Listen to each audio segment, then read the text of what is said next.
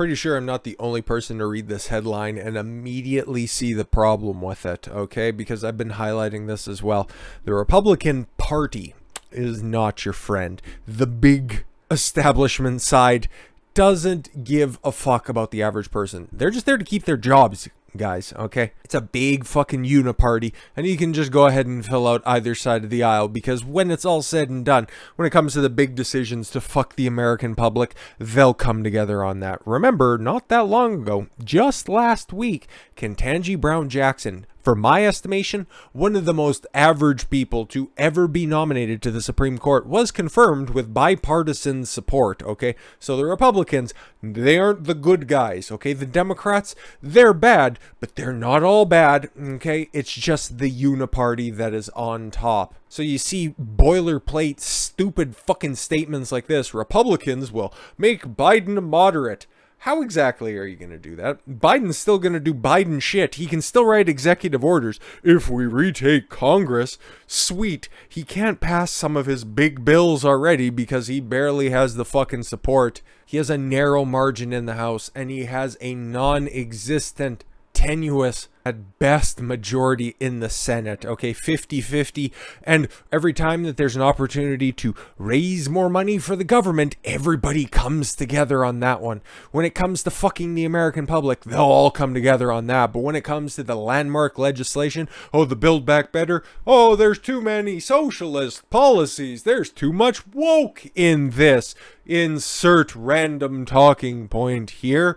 And then you'll have the moderates from West Virginia. You'll remember, they have, the state itself has a Republican slant of like 20 or 30 fucking points. So yeah, you have the moderate Democrat that's there, Joe Manchin. And then you go to Arizona, which, if you don't fucking remember, sure, it went for Biden, take it or leave it, in 2020, okay? But you take a look through recent history, how many times has Arizona gone Democrat, okay? Since 1990, it voted for, or it cast its electors for Bill Clinton's re-election effort. That was a one-off, because prior to that, remember, it's the home state of Barry fucking Goldwater, after all, okay? It is a ruby red state. Take a look at their legislature, okay? Take a look who's in the governorship, okay? Doug Ducey, who runs as a Republican. Yeah, take it or leave it. Their Senate, Republican. Their House, Republican. Sure, you can say, oh, it's purpling because of an influx of Californians. Take a look at the voter registration. Which one is climbing faster? Why is all that relevant? Oh, because Kirsten Sinema, she didn't want to vote for her. I can't even remember at this point. Oh, but she's going to be the moderate to save the republic. Fuck off. If you buy into any of that shit, I got some fucking farmland in South Florida to sell you, or a bridge in Brooklyn. Anyways, back to the headline. That's just me ranting about the uniparty and the fucking weak-kneed and weak-chinned individuals that are at the head of the establishment of the Republican Party. Oh, we're gonna make Biden a moderate. How about, instead of being a reactionary, tell us what you're actually gonna do for the American public, okay? If you retake Congress, I'm gonna become the Senate Majority Leader once again. Cool. The people who ended up losing the fucking power to begin with, oh, would you put them back in power because, I don't know, idiots have short attention spans and they can't remember when, oh, Senate Majority Leader. Fuck off, Mitch. Get out of here. This is the Republican establishment idea. They think that the way forward, the way to take back the White House and install their John Kasich or their fucking Mitt Romney as the next president of the United States, because they still fundamentally fucking hate Trump. Sure, he's great for fundraising efforts. You just take a look at all the money that was supposed to go to help fight for the election in 2020. How much of that money went to Trump? How much did the RNC end up keeping? All of it. They're a fucking hack organization that don't have the best interest of the American people in mind. Trust me, Democrats aren't any better, but they're not the subject of this right now. We're gonna make Biden a moderate. Cool. What are you doing? What are you actually gonna do instead of, what, stalling out the president and fucking running out the clock? That's not a platform. That's just being childish. Put something forward of substance. Do something with the theoretical power that you have. Make Biden veto the legislation that you guys are going to pass, okay? Don't just try to stonewall the policies of the president, which the president doesn't even fucking know from day to day. All he knows is, oh, it's Thursday. It's about time to get on Air Force One and travel to Delaware. Fuck out of here. Senate Minority Leader Mitch McConnell warbled something into a microphone on Sunday that Republicans would force President Joe Biden to govern as a moderate. Good luck, because the administration, it doesn't matter. And when you guys theoretically retake Congress in 2022 at the end of the year, who even knows if Biden's going to be the president in 2023? Let's be fucking frank. In an interview with Fox News, great, once again, in between their Pray for Russia campaign or whatever the nonsense they're fucking pushing out there, and I said the Biden administration can't seem to get their act together on economy. Yeah, we noticed. We fucking noticed. But what are you guys going to do on that? Oh, we'll make them a moderate. Citing a series of issues of inflation, rising energy costs, and socialism, and make Putin pay. And once again, extend a freeze on federal student loan payments. What the fuck does that have to do with anything? You could forgive student loan and it wouldn't make a goddamn difference when it comes to energy costs and inflation. Just saying. This administration has really got its hands full, and I think they're headed towards a pretty good beating in the fall election. Why aren't you talking about the concerns of the American people? Fuck. Let me put it this way, Biden ran as a moderate. No, he didn't. Did you actually see his platform? Of course you didn't. You were too busy fundraising for yourself, Mitch. Congratulations. I'm the majority leader in the Senate, and Kevin McCarthy, you can't say what I'm thinking. The Speaker of the House will make sure Joe Biden is a moderate. How? Well, our agenda next year, if we're fortunate to be in the majority, will be focused on exactly what you and I have been talking about: crime, education, beefing up the defense of our country. Standard ass boilerplate Republican fucking jargon. Oh, we're going to tackle crime. We're going to tackle education and the defense of our country. Energy costs and rising inflation. What the fuck are you going to do about that? Oh, critical race theory, socialism. Woke. We know. You're just useless.